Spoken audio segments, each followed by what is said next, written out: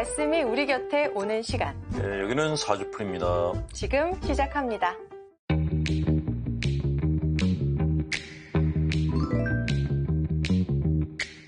세상의 교리입니다.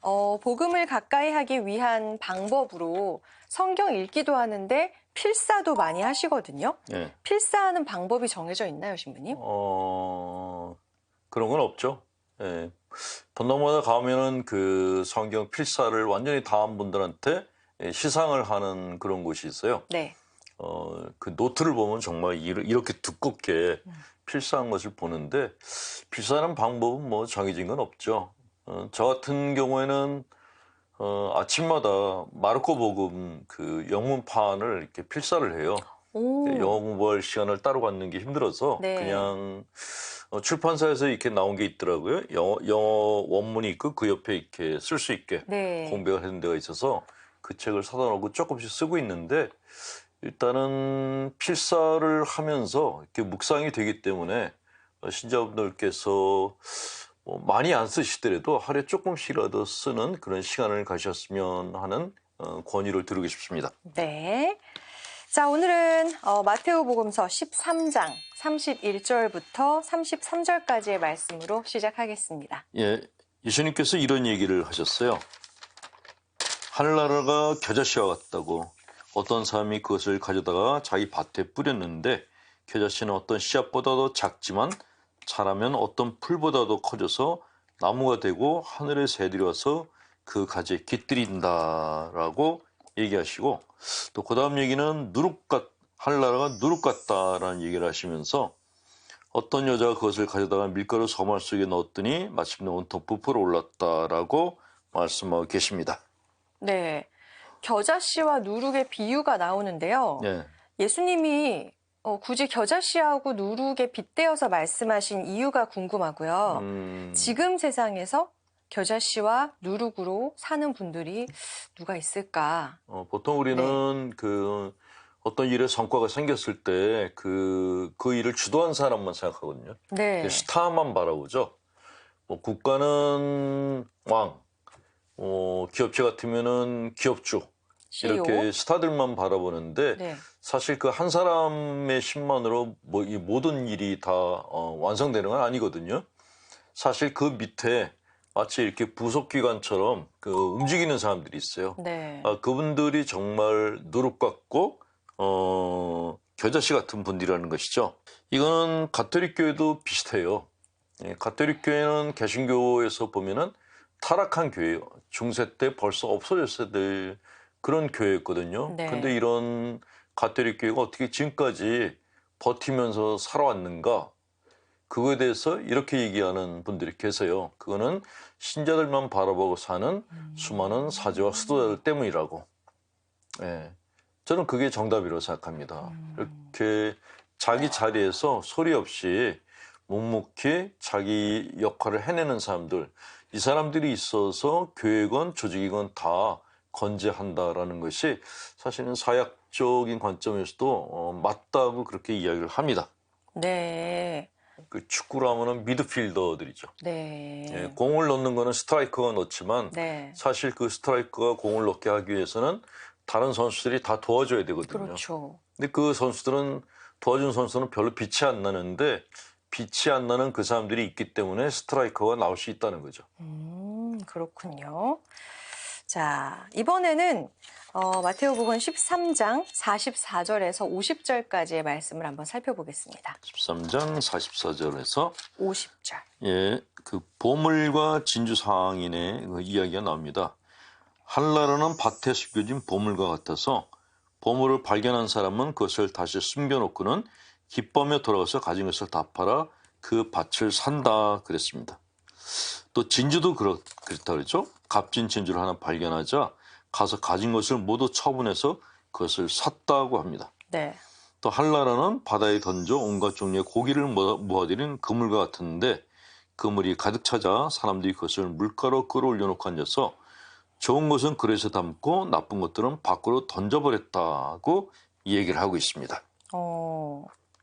이게 무슨 내용? 무슨 예수님 소리죠? 이 두 가지는 사실 이렇게 내용이 약간 달라요. 네. 그래서 따로따로 다뤄야 될 것 같은데 네. 일단 하늘나라가 밭에 숨겨진 보물과 같다라는 것은 네. 그 욕구 이론을 그 은유적으로 표현한 내용이라고 그렇게 봐집니다. 욕구요.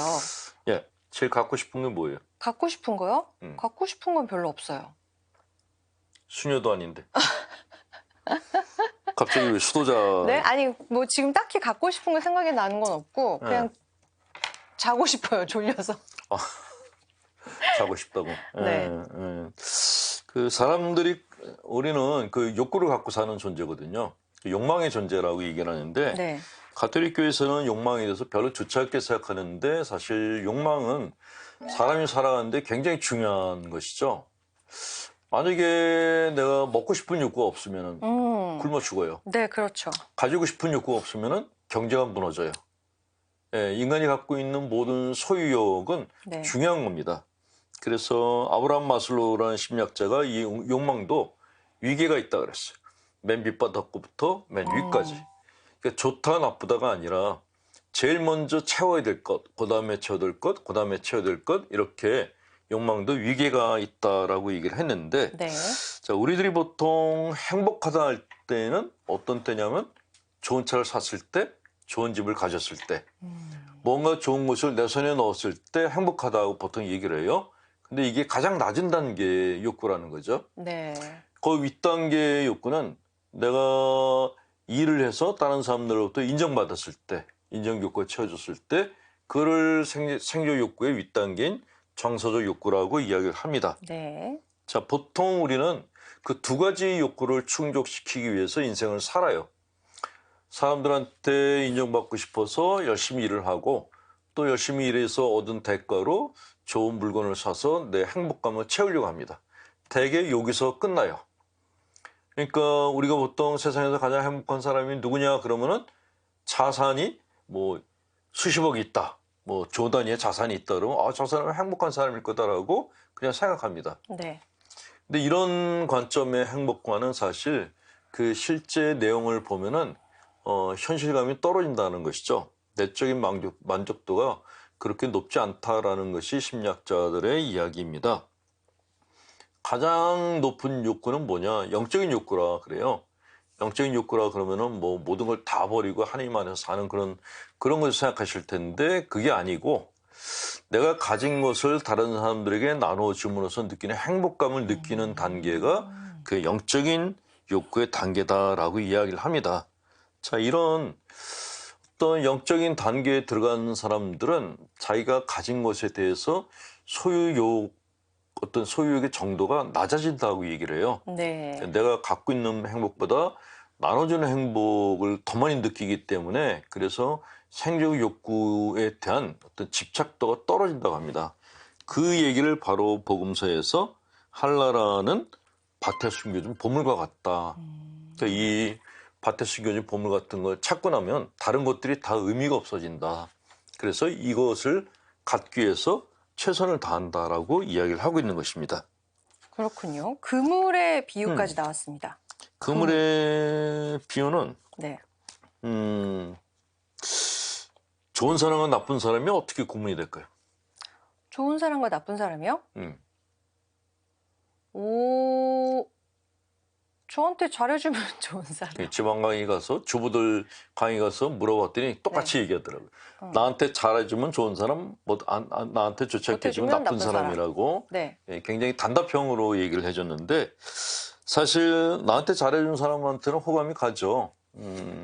그리고 그 사람이 좋은 사람이라는 생각이 되죠. 자, 그런데 내가 좋아하는 사람이 5분마다 한 번씩 전해. 잘 있냐고. 그리고 시간마다 선물을 갖다 줘. 그건 집착 아니에요? 집착? 어쨌건 너무 잘해줬어요. 네, 네. 좋을까요? 아니요. 안 좋죠. 부담스럽죠. 내가 가지고 있는 좋은 사람, 나쁜 사람의 기준이 잘해주는 사람, 못해주는 사람 이 기준이 이게 보편적인 게 아니라는 것이죠. 그럼요.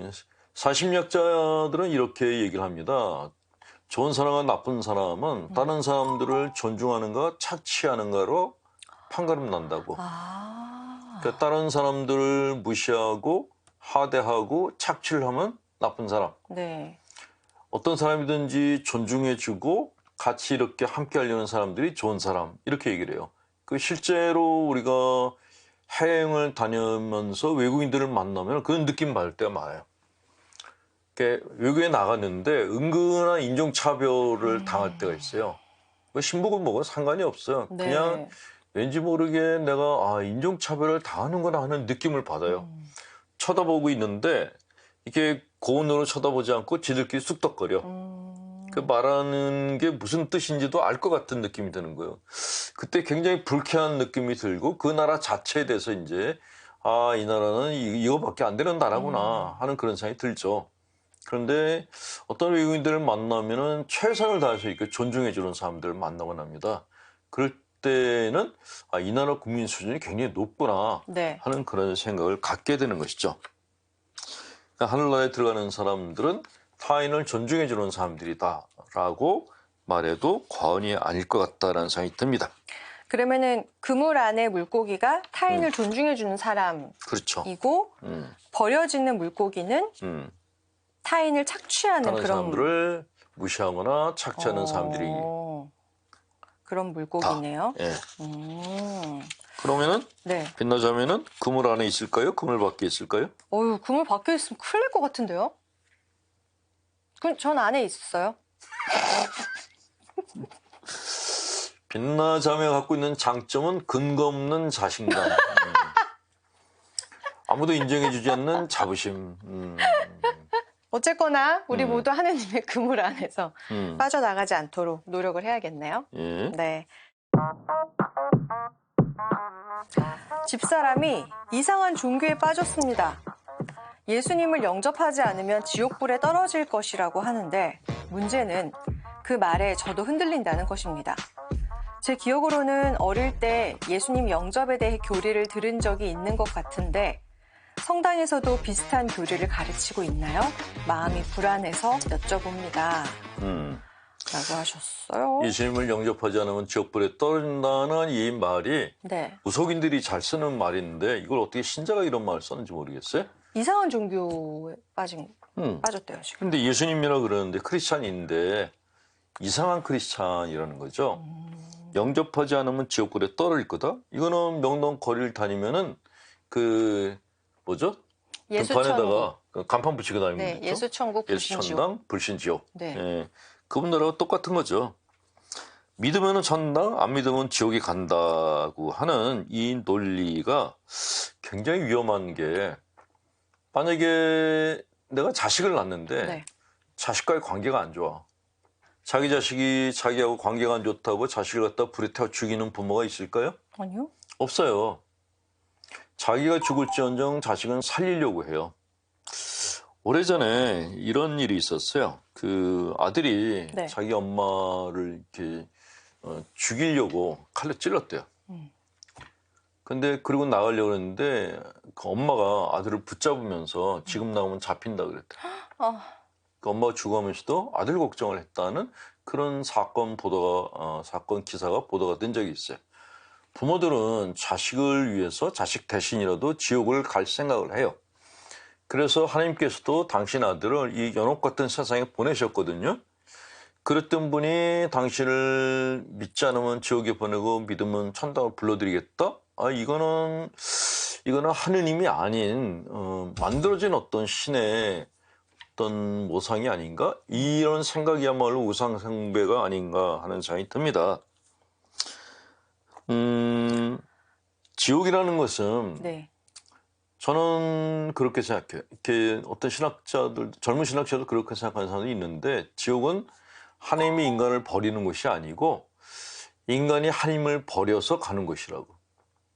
그러니까 하나님을 버린 자들이 모인 것이 지옥이라고 그렇게 이야기를 합니다. 네. 하나님 뜻에 따라서 하는 것이 불편하고 하나님을 만났을 때 어떤 거부감이 느끼는 사람들이 모여 있는 것이 그것이 지옥이다라고 그렇게 얘기를 하고 저는 그것이 맞다라고 생각되고요. 또 하나 그럼에도 불구하고 지옥불이 있어야 된다라고 생각이 또 되기도 하는 것이 네. 수많은 사람들을 사기치고 많은 사람들을 자살하게 만든 그런 범죄인들은 가야 될 곳이 지옥이라는 생각이 들어요. 그리고 자기 국민들을 갖다 학대하고 살상을 벌인 권력자들도 똑같이 가야 될 곳이 천당이어서는 절대로 안 된다. 그래서 지옥은 필요하다라는 생각을 하기도 합니다. 네. 근데 어쨌건 부모님이 아이들이 잘못했어도 야단은 칠지언정 불구덩이에 던지지는 않는 것처럼 하나님께서도 자비 하나님이신데 당신을 모른다 그래서 지옥에다가 처박아 버릴 거냐? 그러진 않으실 거다라는 거죠. 네. 그래서 예전에 우리 교회에서 나온 가르침 중에 하나가 익명의 크리스찬이라는 그런 묵상거리가 한동안 그 회자가 됐었어요. 불교 신자가 착하게 살았는데 천당에 갈 수 있냐 없냐? 있죠. 이런 걸 따졌을 때 옛날 카톨릭에서는 안 된다 그랬어. 카톨릭이 아니면 구원이 없다라고 얘기를 했는데 현대에 들어서는 그렇지 않고 그 사람들도 주님의 뜻을 따라서 사는 익명의 크리스찬이다 라고 그렇게 얘기하면서도 그 사람들도 천당에 갈 자격이 있다라고 신학자들이 이야기를 하기 시작했죠. 네. 네. 일단 이분 이상한 종교에 빠지신 분을 좀 빨리 나오게끔 해야 될 것 같고요. 자, 일단은 종교가 사람에게 행복을 주지 못하거나 네. 사람의 마음에 공포심을 불어넣어준다. 그러면 그 종교는 멀리하는 게 좋아요. 그거는 그 교주가 정상적인 사람이 아닌 겁니다. 네. 그런 종교는 가까이 하셔도 안 되고 그리고 절대로 그 근처에 가셔서도 안 되고 거기 들어가 있는 사람들이 여기가 천당입니다라고 얘기해도 절대로 속으시면 안 됩니다. 네. 마음 불안해하지 마시고 건강한 신앙생활을 좀 하셨으면 좋겠습니다. 자, 사주풀이 마칠 시간입니다. 게시판에 사연 올려주세요. 그러면 신부님과 함께 속 시원하게 풀어드리겠습니다. 여기서 인사드릴게요. 고맙습니다.